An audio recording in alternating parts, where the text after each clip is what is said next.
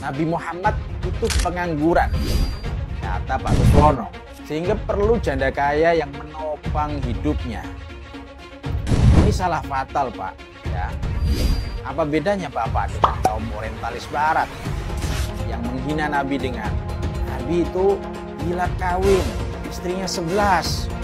Sama saja bukan? Kalau mereka mengatai soal syahwat, biologis, sedangkan Bapak mengatai soal fulus, harta, matre. Nabi itu matre.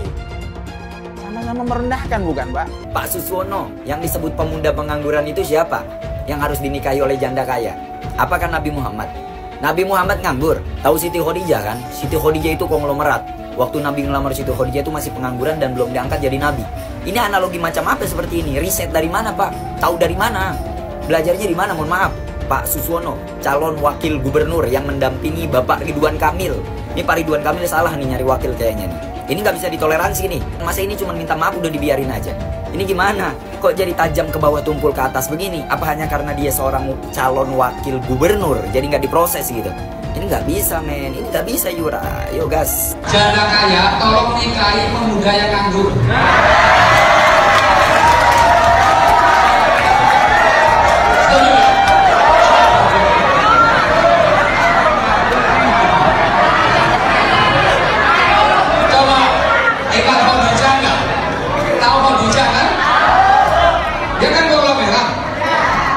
Yang Nabi waktu itu belum jadi Nabi. Tom Lembong itu kasusnya bisa benar. Bisa benar kenapa? Karena apa yang di-expose, yang diumumkan ke publik oleh Kejaksaan Agung itu memang memenuhi syarat korupsi. Korupsi itu artinya memperkaya diri sendiri atau orang lain atau korporasi. Yang kedua merugikan keuangan negara. Yang ketiga melanggar hukum dengan cara melanggar hukum. Melanggar hukumnya itu sudah jelas karena pada waktu itu ada aturan kita tidak boleh impor gula. Jadi memenuhi syarat untuk ditersangkakan korupsi, jangan pula dipolitisir. Bahwa ini kan Tom Lembong ini dengan Pak Anies lagi ingin membuat partai, partai politik yang didahului dengan ormas gitu ya, sekarang dibentuk. Dan salah satu deklaratornya, salah satu penggagasnya itu Tom Lembong. Kita dapat informasi dan setelah kita cek ke lapangan itu juga betul bahwa Tom Lembong lagi menggagas sebuah ormas, organisasi massa yang nanti pada akhirnya berubah menjadi partai politik. Apakah kasus ini tidak ada kaitannya untuk menghentikan Tom Lembong agar tidak melanjutkan pendirian ormas ini atau pendirian partai yang diinisiasi oleh Tom Lembong dan Anies Baswedan? Sekarang pertanyaannya, apa yang sudah diberikan Anies kepada Prabowo?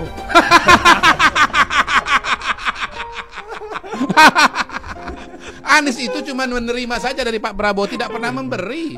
Diberikan dukungan untuk jadi calon gubernur, diberikan bantuan untuk jadi gubernur terpilih. Bisa terpilih sebagai gubernur Jakarta. Karena gubernur Jakarta bisa punya panggung ke nasional, bisa jadi calon presiden. Kok di debat terbuka gitu tega-teganya ngasih angka 11 dari 100 alias 1,1 kepada Pak Prabowo. Ya wajar kalau Pak Prabowo tersinggung.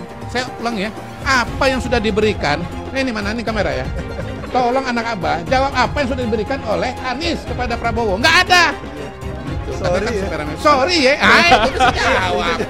Iya, itu jawaban anak abah. Iya, enggak, itu jawabannya Prabowo. Sorry ya gitu. Terus kan etika pada bilang etika endasmu. Kita memang banyak kecewa dengan partai, betul. Bahkan dengan partai Islam pun kita juga kecewa, betul. Betul. Pendukung PKS, saudara nyerang Anies, pendukung Anies nyerang PKS, pusing kita lihat di Twitter. Kok yang ribut jadi pendukung Anies sama pendukung PKS? Ada urusan apa? Sadar saudara, pendukung Anies kawan seperjuangan kita, pendukung PKS kawan seperjuangan kita. Kenapa kita mau diadu domba? Dulu lu lagi nggak punya kekuasaan jadi partai wong cilik, begitu punya kekuasaan lu jadi partai wong licik, betul? Betul? Begitu sekarang gak kebagian kue, pura-pura terdalimi. Kita akan seret mereka semua untuk dijebloskan ke dalam penjara. Takbir. Setuju tidak? Setuju tidak? Kalau Anies ini sampai detik ini nggak ada pilkadanya. Ngurus gubernur DKI aja gagal. Masa 5 tahun berkuasa hanya dapat 1 puskesmas? Yang benar aja. Yang ada adalah kelebihan bayar. Jadi Anies ini boneka. Nanti kalau jadi juga nih boneka, ya bonekanya orang partai lah. Bonekanya cukong-cukong. Nah, hati-hati. Anies itu nggak bisa maaf ngomong ya, makanya saya nggak pernah singgung-singgung Anies. Ya kita lihat dari DKI aja nggak ada yang berhasil. Makanya orang-orang yang nggak suka Pak Jokowi ngumpul ke Anies semua sekarang.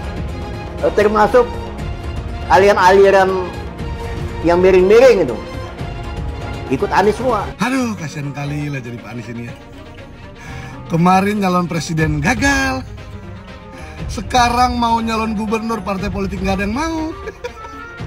Tragis, aduh. Lagi sedih Pak Anies? Nah, menangislah Pak Anies, nggak apa-apa, lepaskan aja. Karena menangis itu Pak Anies adalah bentuk pelepasan rasa sedih dan sesak yang paling efektif. Nggak apa-apa, tapi jangan di kamar mandi lah, ya kan malu kalau lihat orang. Ya, jadi menurutku kita harus banyak belajar dari perjalanan karir Pak Anies ya. Kalau lagi berkompetisi, bertanding, jangan puas-puas total kali ngejatuhin lawan, ngehina lawan. Nah ini sekarang akibatnya kan, gak ada yang mau sama dia. Dan yang kedua, kita harus bisa belajar menjaga prestis ya, harga diri. Apa maksudnya? Ya kita sebagai calon ya, jangan melamar lah. Ya kan tunggulah dilamar ya kan. Contohnya Pak Anies datang-datang ke PDIP pakai baju merah, pede, percaya diri kali. Padahal lihat sekarang, yang diusung, yang didukung, yang daftar di KPU ternyata bukan Pak Anies. Malu kan? Jadi lebih bagus kalem-kalem, santai, nggak usah membuat riak-riak, ribut-ribut seperti Pak Kang Ridwan Kamil. Diam-diam, Pak Suswono diam. Jadi calon gitu ya kan? Jangan deklarasi di awal banyak seperti partai yang dukung padahal sekarang satu pun tak ada. Aduh. Sekali lagi selamat kepada Pak Pramono Anung dan Pak Rano Karno. Selamat bertanding dan berkompetisi di Pilkada Jakarta. Untuk Pak Anies, selamat juga. Selamat mencoba lagi di 2049 atau 2059. Entah saya itu mau sedih atau ketawa lihat perjalanan politik Anies Baswedan yang sepertinya akan selesai sampai di sini. Ya, saya kasihan melihat Anies yang ditinggalkan begitu saja oleh partai pendukungnya, PKS, PKB, dan Nasdem ketika justru dia ingin bertarung di Pilkada Jakarta. Kasihan Anies sebenarnya, tapi itulah hidup, kenyang dengan pahit dan manisnya. Seperti perjalanan politik Anies, ya saya rasa cukup sampai di sini saja. Bersama dengan saya adalah seorang pengangguran bernama Anies Baswedan. Mau jadi konten kreator? Gak tau nih lagi lihat apa opportunity. Mas Anies ditinggalkan partai pendukungnya. Ya clear lah, karena Mas Anies memang gak punya partai. Dia bukan pengurus partai, bukan ketua partai, ya kan? Sekarang saatnya peranan partai-partai, ya jadi elit-elit partai yang bergerak untuk membangun koalisi. Apakah mendapatkan porsi kekuasaan atau tidak dapat gitu ya. Tapi yang jelas kan Nasdem, PKS, PKB udah clear akan gabung ke pemerintahan Pak Prabowo gitu ya. Nah, yang menarik adalah ketika kita membicarakan Mas Anies ini karirnya akan seperti apa sih ke depan gitu. Ya menurut kawan-kawan nih, sebaiknya dia kembali ke dosen lagi atau menjadi apa kira-kira? Bantu komen ya. Akhir-akhir ini beberapa pernyataan itu sangat keras, termasuk kepada beliau. Salah satunya mengatakan bahwa kan dia juga yang memenjarakan saya. Saya butuh penjelasan menyangkut dengan konteks informasi itu. Ini forum ini bermartabat bro. Jadi tidak ada kita potong-potong misalnya tiba-tiba apa itu seperti yang peristiwa itu dulu itu. Butuh penjelasan. Nah ketika kok ada kasus seperti itu, saya tentu tadi berharap presiden, saya nggak salah gitu loh. Tuh udah kalah juga, kenapa saya masih masuk ke dalam tahanan. Kan bisa hukuman pencobaan supaya saya selesai Oktober kan. Ya udah saya kasih ke Anies kok. Dia datang juga saya terima dengan baik-baik kan. Tapi ternyata analisa timnya mereka itu saya harus masih masuk. Dan gawatnya tuntutan ke saya kan bukan tuntutan 5 tahun loh, banyak orang salah paham. Kalau secara hukum dituntut di bawah 5 tahun dan dari awal tidak ditahan, begitu saya naik banding, saya nggak bisa ditahan. Saya tetap kerja sebagai gubernur sampai Oktober kan. Makanya hakim begitu lihat itu tuntutan 4 tahun dari jaksa, diputusin pakai 5 tahun supaya saya langsung bisa dikurung. Nah, Pak Jokowi waktu itu ke Papua, kok saya nggak tahu kayak gitu. Ya saya paham lah, secara politik timnya dalam ini menganggap kalau saya tidak dikorbankan, Pak Jokowi bisa nggak kepilih. Hanya Ibu Mega yang keberatan berjam-jam itu. Tadi Pak Tito sama saya, Pak Tito lobby sana lobby sini nih. Maksudnya Pak BG semua untuk meyakinkan Ibu Mega. Ibu Mega nggak terima, saya harus dikurung gitu. Makanya ketika di dalam tahanan, Ibu Mega suka tanya, temanmu sudah datang belum? Sahabatmu sudah datang jenguk belum? Dia bilang belum Bu, nanti saya akan suruh datang. Pak Ahok sudah berkorban kok masih nggak dijenguk gitu. Jadi memang ada pembicaraan karena demi untuk kepentingan lebih besar. Dan saya pertama nggak bisa terima. Apakah Ahok akan bersedia memaafkan Anies Baswedan setelah apa yang terjadi pada Pilgub DKI 2017 dulu? Dia bahkan pernah mendoakan agar Tuhan membalas orang-orang yang terlibat dalam pemenjaraan dia pada 2017 dulu. Dan Anies adalah salah satu orang yang bisa dibilang terlibat dalam konspirasi pemenjaraan Ahok. Mungkinkah dia kini memilih untuk mengalah dan bekerja sama dengan orang-orang yang dulu menzalimi dirinya, menzalimi rasnya, dan menzalimi agamanya? Ahok memang bukan pemimpin PDIP, tapi dia tetap adalah seorang tokoh yang berpengaruh besar terhadap masyarakat pendukung PDIP. Mereka percaya bahwa PDIP adalah partai yang paling keras memperjuangkan nasib kaum minoritas. Mereka adalah orang-orang yang sampai saat ini masih bisa merasakan kepahitan yang ditimbulkan politik identitas kubu Anies di masa kampanye Pilgub 2016-2017 dulu. Kita kalau mau menyelesaikan masalah bangsa ini yang keberagaman ini, bukan diem kabur gitu loh. Ya udah, kita mesti tes. Justru sekarang yang terjadi kalau bisa kita mesti lihat dong. Justru kalau bisa rematch sama Pak Anies lebih menarik. Wow. Supaya mengukur sampai di mana bangsa ini setelah naik levelnya untuk menuju Bhinneka Tunggal Ika gitu loh. Jadi Pak Ahok mau rematch lagi dengan Pak Anies? Bukan. Maksud saya itu kalau Anda mengatakan bahwa ini akan takut ribut gitu loh. Kalau takut ribut ya paling cocok ya rematch dong untuk mengukur supaya apel dengan buah apel bandingnya gitu loh. Cuman mau, udah pede? Bukan soal pede nggak pede, kalau kita pengen demi untuk bangsa ini menilai, kalau bisa ikut menarik menurut saya. Untuk mengukur kan, apakah terjadi lagi demo yang besar atau terjadi lagi pasang tulisan di mana-mana, kan kita itu menarik gitu loh untuk mengukur. Dari 100 tahun merdeka masih persoalan ini diumpetin gitu loh. Kalau saya berharap sih memang Mas Anies biar gak ikut lah ribet itu kalau ada Mas Anies. Nanti kalau kalah teriak-teriak curang ya. Kemudian nanti kalau kalah itu demo berjilid-jilid. Dan jika kalah nanti kemudian menyalahkan KPU, menyalahkan DKPP, menyalahkan Bawaslu ya, menyalahkan Pak Jokowi, menyalahkan Pak Prabowo.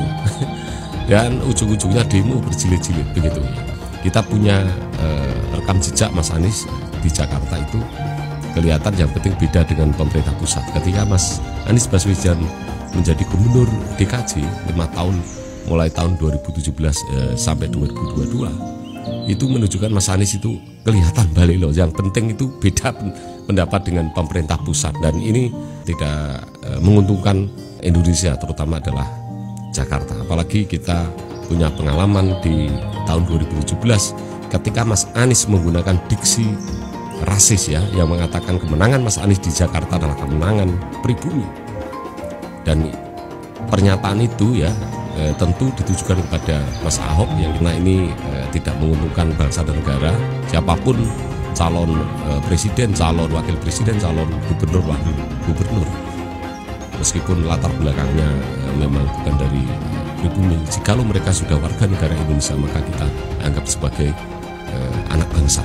Tetapi pernyataan Mas Anies yang kemudian mengatakan bahwa kemenangan Mas Anies di DKJ adalah kemenangan pribumi, ini seolah-olah Mas Anies mengatakan bahwa Mas Anies pribumi, kemudian Mas Ahok bukan pribumi. Saya diberi nilai 11 dari 100. Itu nilai luar biasa. Pertama kali dalam hidup saya terima nilai itu.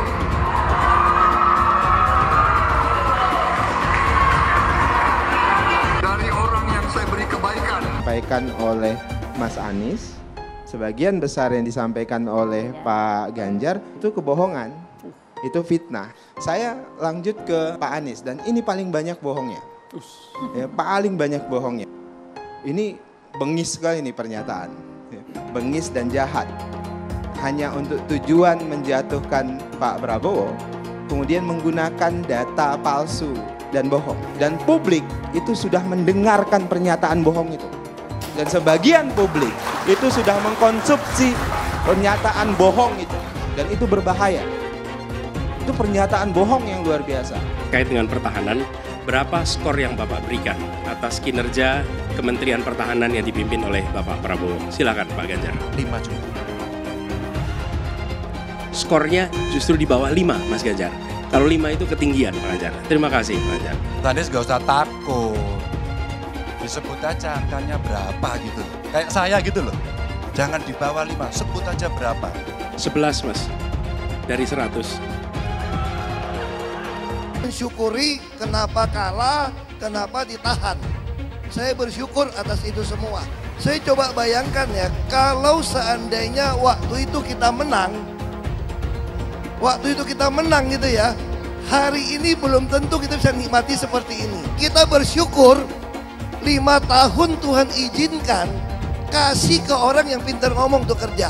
Coba kalau kita bayangkan gitu ya, kalau kemarin saya masih jadi gubernur, ini saya udah turun ini.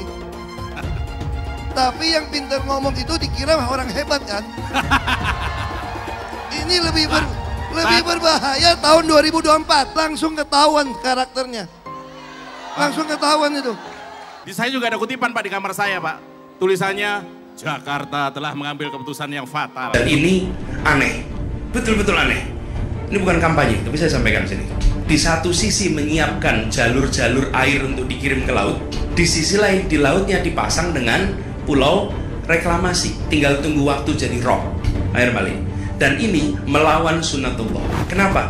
Air itu turun dari langit ke bumi, bukan ke laut. Harusnya dimasukkan ke dalam bumi, masukkan tanah. Di seluruh dunia air jatuh itu dimasukkan ke tanah. Bukan dialirkan pakai gorong-gorong raksasa ke laut.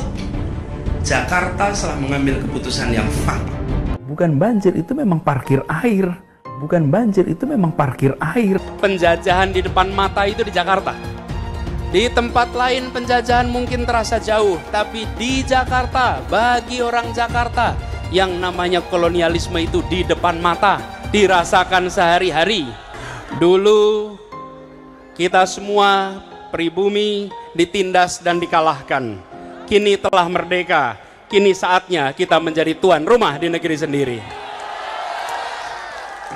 Dengan modal 10 ribuan sekali trading, pakai strategi yang simple, menentukan support dan resistance saja, dengan money management yang baik, di sini kita sudah profit $40 atau profit Rp640.000. Kita profit Rp640.000 hanya dalam waktu yang relatif singkat atau sehari kita melakukan trading.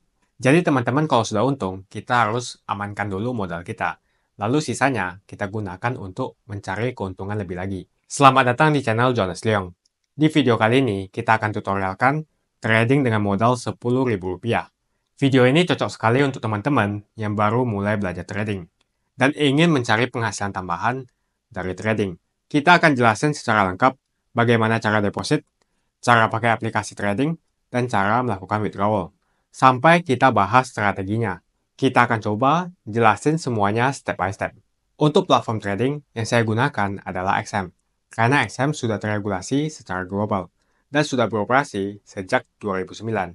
Jadi terpercaya dan terjamin keamanannya. XM diatur oleh beberapa otoritas keuangan terkemuka, termasuk Cyprus Securities and Exchange Commission atau SEC, Australia Securities and Investment Commission atau ASIC, dan Financial Conduct Authority atau FCA. Regulasi ini memberikan kepercayaan kepada para trader atau investor bahwa dana mereka akan dikelola dengan aman. Enaknya di XM, kita bisa trading forex, saham global, kripto, komoditas seperti emas, indeks, dan lain-lain. Sudah lengkap di satu platform. Kita tidak usah lagi pindah-pindah menggunakan sekuritas yang berbeda-beda. Apalagi, XM juga menyediakan spread rendah dan leverage yang tinggi, hingga 1:1000. Jadi cocok sekali untuk pemula dengan modal kecil atau minim. Kalau teman-teman punya pertanyaan, misalnya mempunyai kendala registrasi, XM dikenal menyediakan layanan customer service 24 jam, waktu jam kerja, melalui obrolan langsung, email, bahkan telepon. Selain itu, ada juga edukasi dan kelas online gratis untuk membantu Anda memahami market lebih baik. Ditambah lagi, XM menyediakan akun Islami bebas swap untuk trader yang ingin mematuhi hukum syariah. Pastikan teman-teman yang nonton video ini pakai platform investasi XM, supaya sama dengan yang aku jelasin dan kamu bisa praktekkan secara langsung. Buat teman-teman yang mendaftar, gunakan link di kolom deskripsi, bisa dapatkan bonus deposit 100% hingga $500, terbatas hingga akhir bulan ini. Setelah teman-teman masuk dan melakukan pendaftaran, create an account untuk membuat new account dengan email. Pastikan teman-teman melakukan verifikasi. Kalau belum, kita bisa klik di kiri atas, lalu My Account untuk verifikasi identitas. Prosesnya simple, tinggal ikuti saja. Anda akan disuruh isi tanggal lahir, tempat tinggal, dan nomor telepon.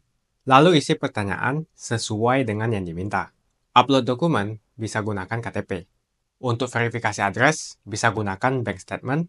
Anda juga akan diminta untuk melakukan selfie untuk verifikasi identitas. Cara depositnya, kita bisa melihat, bisa klaim bonus di sini. Atau klik di ujung kanan atas yang ada deposit. Kemudian di sini akan muncul banyak sekali sistem payment yang bisa teman-teman pilih. Untuk menu transfernya, banyak sekali pilihan. Kita bisa pilih QRIS, karena di sini tersedia QRIS.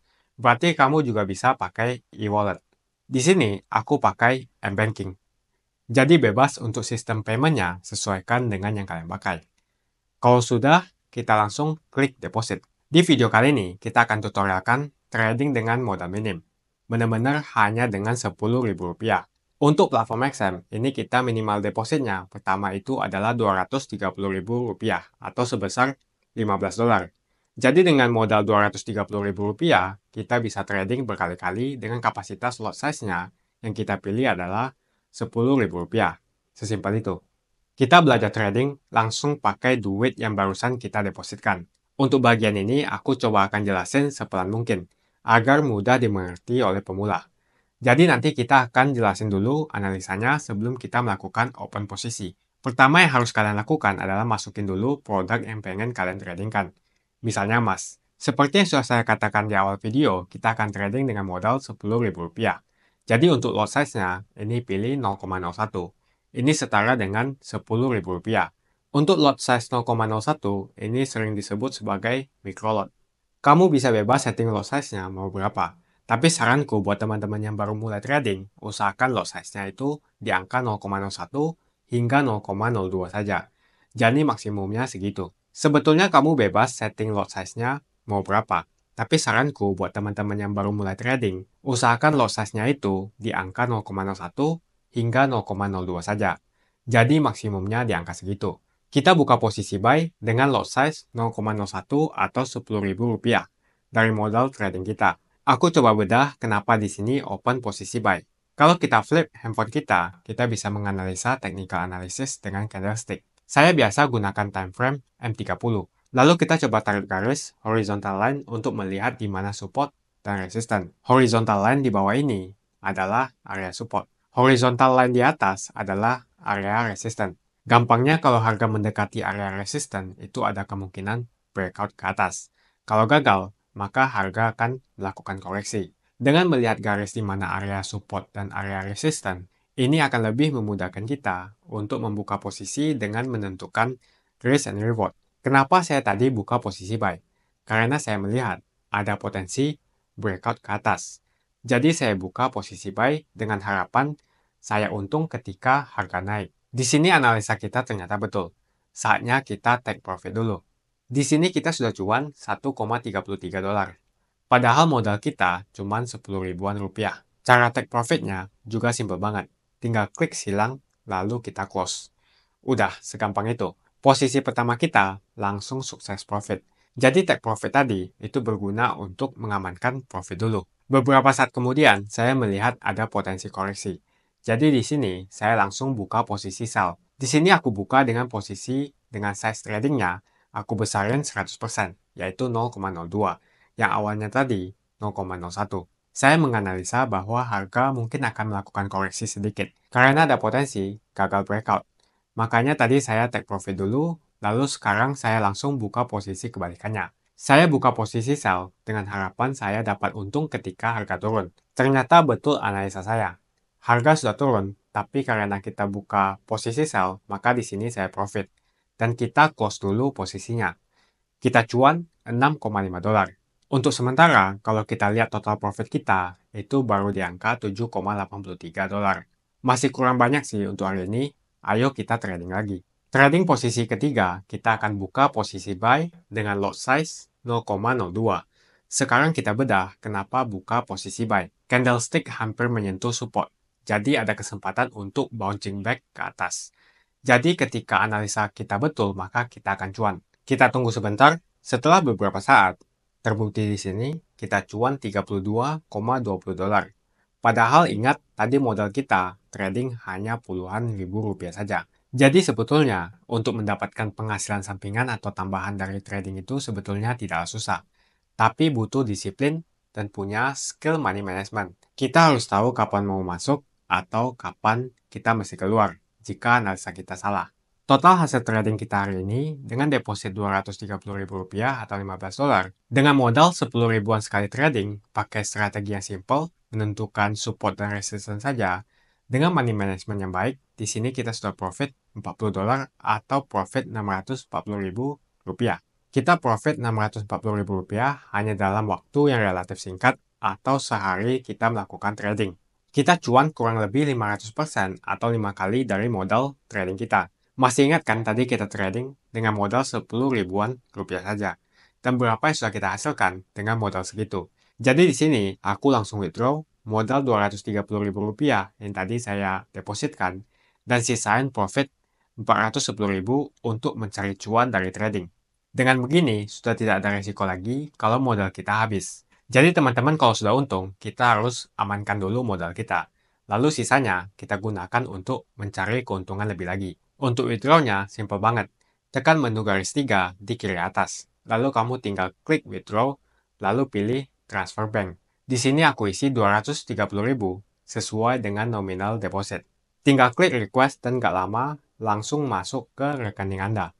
Pada intinya, trading itu bisa untung kalau trading itu penuh dengan kesabaran dan juga konsisten. Yang penting kita sudah amankan dulu modal kita, dan sisa profitnya kita gulung lagi, dan kita gunakan untuk mencari cuan tambahan lainnya. Itulah video bagaimana tutorial melakukan penghasilan tambahan dari trading dengan modal Rp10.000 dari platform XM. Sampai sini kita sudah bahas platform apa yang kita gunakan, gimana kita lakukan pendaftaran, lalu deposit, dan cuan dari trading secara real time. Kita juga sudah withdraw modal kita dan sisain profitnya untuk mendapatkan cuan lebih banyak lagi. Teman-teman bisa gunakan strategi ini untuk mencari penghasilan tambahan dari trading setiap bulannya. Semoga sharing kali ini dapat membantu perjalanan teman-teman dalam melakukan investasi dan juga trading. Jika ada pertanyaan, teman-teman bisa hubungi WhatsApp yang ada di kolom deskripsi untuk bantuan daftar trading dan bimbingan trading. Terima kasih banyak sudah nonton video ini sampai habis. Seperti biasa, kalau kamu suka dengan apa yang saya sampaikan, ayo like dan juga subscribe. Dan saya akan jumpa teman-teman di video berikutnya.